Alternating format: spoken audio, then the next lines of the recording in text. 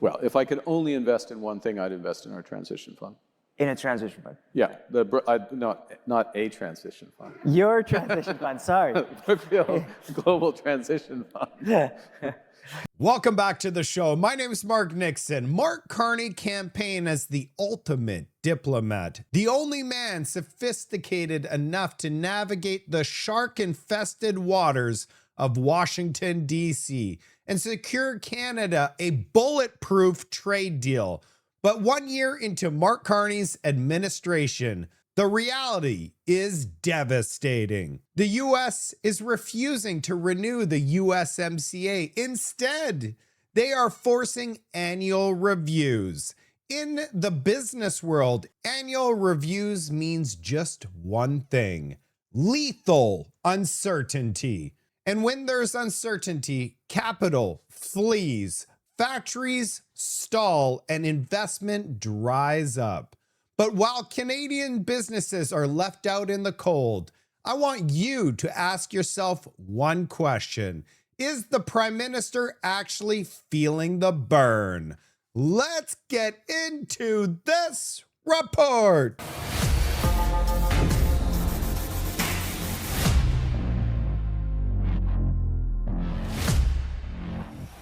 Before we start this report, I just want to let everybody know, to be fully transparent, this will be my last long-form report for the next 3 weeks. I'm going on vacation. I have not taken a 3-week vacation in my adult life. I want to recharge this battery so that when I come back, I'm going to be absolutely smashing it as hard as I can in the month of August, finishing off this year strong. We need change in this country, and having me recharge is the best way to do it. If you're not following me on my Twitter X account, head over there and smash the follow button, because I'm still going to be posting on my Twitter account while I'm away. And trust me, I'm going to miss you guys. I do not take one day off. I work every single day of my life. So this is actually going to be a challenge and a test for me. And don't worry, I'll be back, and time flies. 3 weeks is going to be a blink of an eye, I'm sure. And when I do get back, I'm going to have a massive announcement for everybody. Like I said, I'm recharging, so that August is going to be huge. I did this amazing interview yesterday with Sean Buckley and MP Dean Allison. It didn't get many views, and I'm sure you probably know why. So if you haven't taken a look at this interview, go ahead and look at my last video. You'll be able to find it. Let's start off with Canada Day celebration in Calgary. There's a video that's going viral right now of people throwing trash everywhere. Like the park is a trash can. They don't even have trash cans. They don't even have garbage bags. Check out this video. You tell me who is at fault here. Like I said, this thing's going parabolic. There you can talk after the event. This is not the right time. So I came here to celebrate Canada with my girls. We're Indigenous. We're Métis. We're Cree. We're Lakota. I respect you. Okay, You share your land with us. Thank you very much for sharing your land with us. That was like the biggest trigger you could ever say. We're sharing the land and you're gonna do this. Like, it's thanks for sharing your land with us. Probably the last thing that you want to say at this exact moment. We share our land. We don't treat our land like this. All of you should be ashamed. Pick up some garbage. We are cleaning. No, you're not. Look at all the garbage everywhere. Once the event's over, then you can come. It doesn't work that way. We don't wait till the event's over, because what happens if the rain comes in the rain comes in, the wind picks up, all this garbage gets picked up. Where are the people going around to pick it up? I'm here to. We're going to wait till the end of the event, then we're going to clean up. Don't worry. We're going to wait till the event is over and we've all left. Then the wind will pick it up and throw it into your neighborhood all across Calgary. I want to show you the garbage that we're referring to. It gets worse. We're going to take a look at this pile of garbage. Then we're going to look at all the garbage that's scattered everywhere. And you know what happens? So when one person throws trash on the ground, then the next person's like, oh, I guess the trash can's the ground. So everybody throws the trash on the ground. There is no garbage can in sight. I mean, that should be a requirement. If you're going to throw an event and give away stuff or sell things, you should have a garbage can everywhere. Joya, I'm not making the mess. We aren't either. We're handing out the ice. You are. Look, you have the garbage in your hand. We're picking it up. Look at the garbage. Oh my goodness, look at all the garbage. You're not picking it up. Who's out there picking it up? We respect what you're saying, but the event is not done yet. We will It see- should not look like this when the event is going. Yeah, so you can talk with management. This is not how we treat Canada. You can. I just, I ask everybody to bend over and pick up some garbage and put it in a garbage bag, because if you respect this land, you won't leave trash laying around like this. This is not how we treat our mother, our earth. You know, even if it's Indigenous, as a Canadian, we don't just throw trash on the ground. You put it where it belongs, so it's not just disposed anywhere. They said the Métis card, but for all Canadians, we expect people to use the trash and not use the park as a trash. Just wait till I show you all the trash that's everywhere. yeah, after event you can see here, and if anything will be there, we are responsible. I don't know why you're not picking it up in the first place. You know how Do you I. see us cleaning it up? We're picking it up as we're going. It shouldn't be like this in the first place. Excuse me, don't tell me to relax. Well, then don't come here yelling at us, right? It's all on Facebook. It's all being posted. It's all being posted. Good, because this is not how we treat Canada. Thank you. Go ahead. Good, good. I look forward to seeing it in an hour when it's all cleaned up and done at 3 o'clock. Right, right. Perfect. See? So lovely. Let me show you something. I'd like the name and number of the management people, please. You can post this because you can show just how disrespectful all of the people at this event are just by posting it. Because I've got you too. Okay, this is the page, and read this. What is written? Yeah. Right. Perfect. Yes. So you guys, yeah, I see that. Why is the land? This is the land. You guys are, we're sharing it with you, and you guys throw your trash on it. Argument, not understanding what we Because nobody's picking it up. Just leave it. Just leave it. Right. Thank you. Right. Yeah. Thank you. Thanks. All right, I'm going to show you guys later on. So in this video, you're going to be able to see it's just like trash everywhere. And they're giving away free bottles of water. But look at this. They're giving away bottles, but there's no garbage in can in sight. You don't have bags? Hi. You have no bags? No What's this one bags. right here, under here? That big plastic one. That's the empty bag for the bottles. You guys are plastic bag. We don't have a plastic bag. You guys don't have any garbage? Garbage over here. Okay, do you have any more of those garbage bags? No, somebody has. I know. You don't know? I don't know who has. Why you want? Perfect, we're gonna pick up garbage. Because this is not how we treat Canada. Apparently everybody else here thinks that that's okay.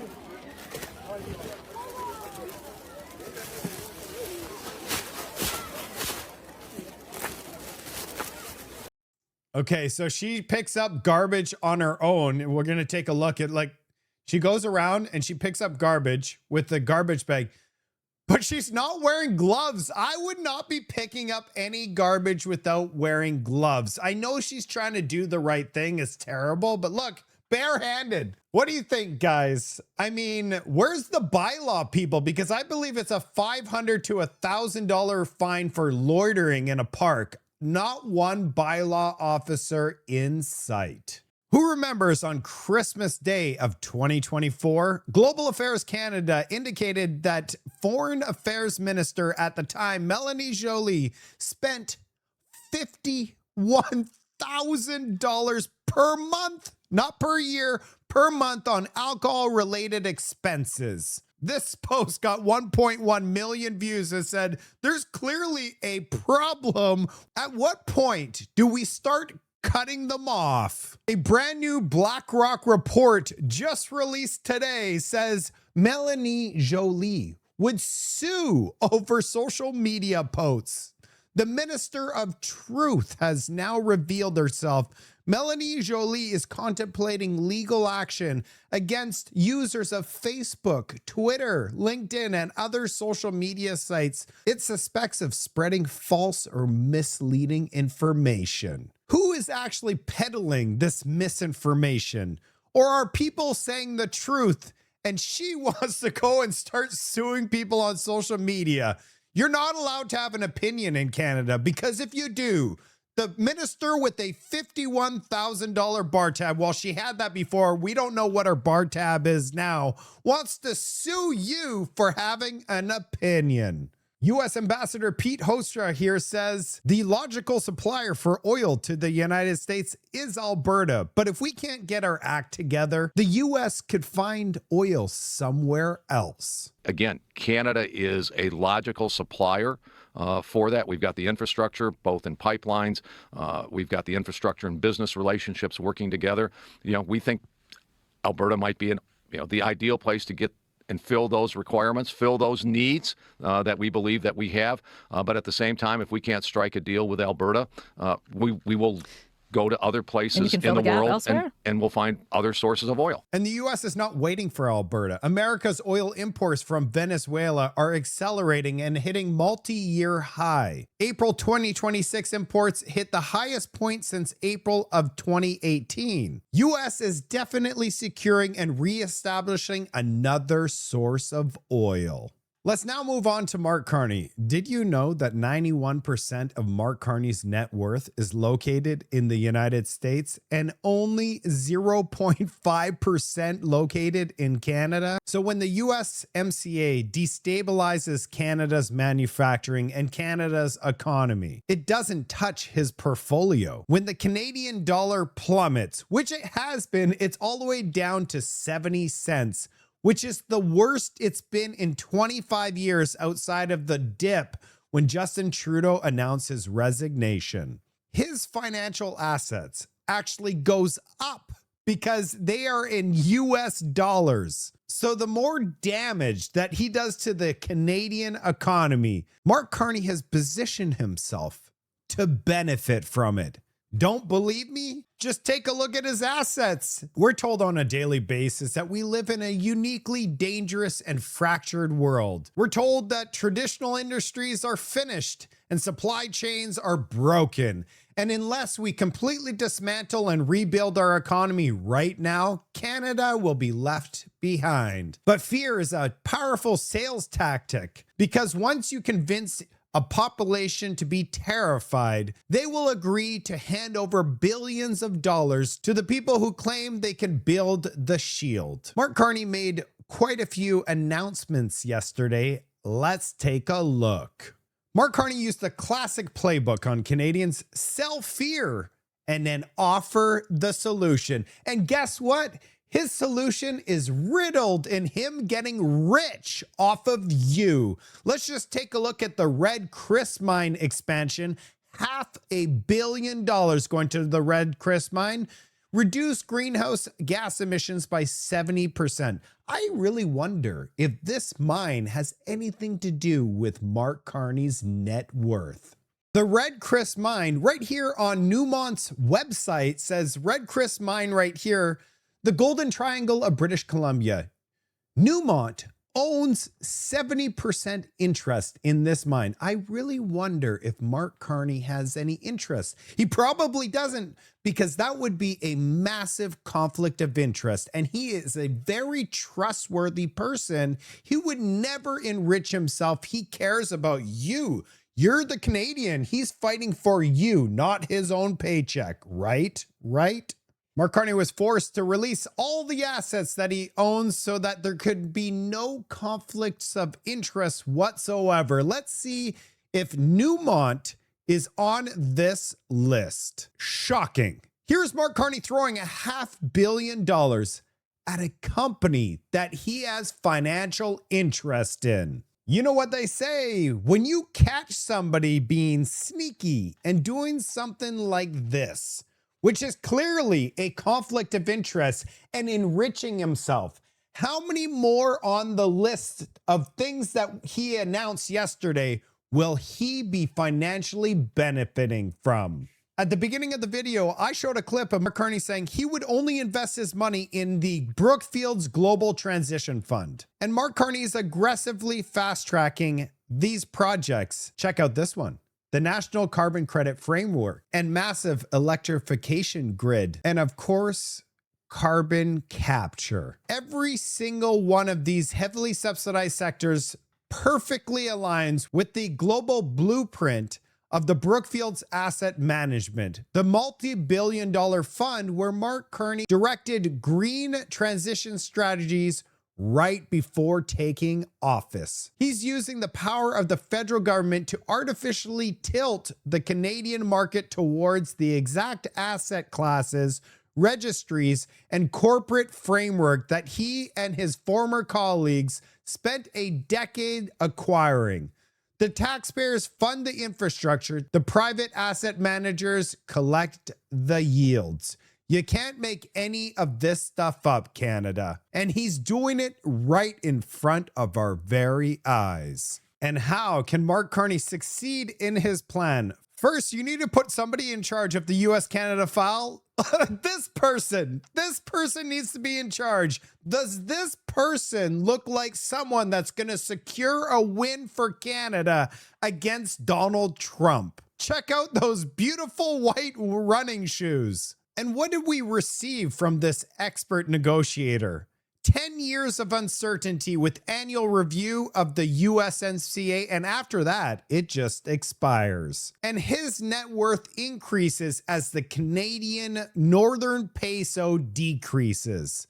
He sells fear, and he will blame Donald Trump for everything. If our economy does bad, it's Trump's fault. He did say our relationship with the United States is officially over. In a crisis, you have to prepare for the worst, not hope for the best. And this week, President Trump repeated his attacks on Canada. He said that he's not just trolling, that he means what he says. As I've been warning for months, America wants our land, our resources, our water, our country. President Trump is trying to break us so that America can own us. And while that will never happen, our world has fundamentally changed. Our old relationship with the United States is over. The system of global trade anchored on the United States that Canada has relied on since the end of the Second World War, a system, while not perfect, but one that has helped deliver prosperity for our country for decades, is over. That's a tragedy, but it's also our new reality. Does that look like somebody that wants an amazing trade deal with the United States? Then he claims that we need to spend more than Justin Trudeau to invest in Canada to build back better, build Canada strong. This happens after he spent over a decade building his Green Transition Fund. No deal with the United States gives Mark Carney more power because Canadians are convinced, with the help of mainstream media, of course, that he is the only man that has the credentials in order to deal with this situation. Meanwhile, Mark Carney spent his first year as Prime Minister making life more affordable? Nope. Manufacturing a majority that he did not win during the election. And he didn't even need this majority because all parties worked with him approving the budget that he put forwards, including Bill C-5, move at unimaginable speeds. There's nothing that any party did to restrict these liberals. They said yes to everything. With this new majority, they moved at unimaginable speeds on something. In fact, Bill C-9 has been approved and has received royal assent, as well as Bill C-8, which could delete you from the internet. Rolls out on July 18th, ramming full speed ahead with the George Orwell 1984 bills on steroids. By the time that Canadians wake up and finally realize everything that I just described, the liberals will control the internet, what you see and what you hear. So when Canadians do wake up, They won't be able to voice their opinion or do anything because why do you think they want to roll out all these bills? Because they know when Canadians do wake up, they're going to need to have full control over what you see and hear. And even Elizabeth May, which is so far left, knows that these bills are bad. She talked about Bill C9 here, but the other bills too, Bill C22, they're all interconnected. But check this out. But Bill C9 not only doesn't solve problems of hate crimes, it not only doesn't give law enforcement new tools, it will create a morass. I'm absolutely certain that if this law is passed as is, it will waste police resources, waste court time, and tie people up in knots in wrongful prosecutions for things that were never hate crimes at all. So with that, Mr. Speaker, I vote against this bill. And with their new majority, what did they do? Bill C8 approved, Bill C9 is approved, royal assent, and all the other bills are in the process of getting approved with this new Liberal majority. But don't worry, I got you. I got some great news. The world is waking up. Nearly a quarter of voters in Europe now back far-right parties. Analysis by more than 150 political scientists find the portion who back such parties has increased fivefold since 1995. It says in 1995, only 5% of the population backed far-right parties. It's all the way up to 23%. We're seeing a massive shift across Europe right now. Mark Carney wants to join the EU. The EU is starting to move to the right. It's not just in Europe that is moving to the right. Here is North America in 2023. In just 3 years, look at North America now.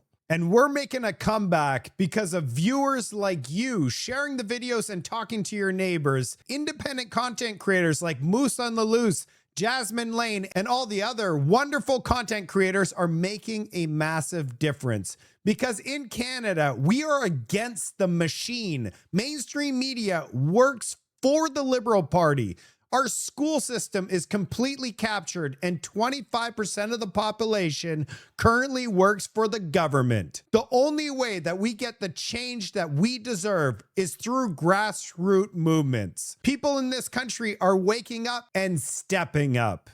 Freedom isn't free. We need to fight for it every single day. That's it for today's report. I'm sad because I'm not going to see you guys for another 3 weeks, but don't worry, I'm going to be well rested when I return.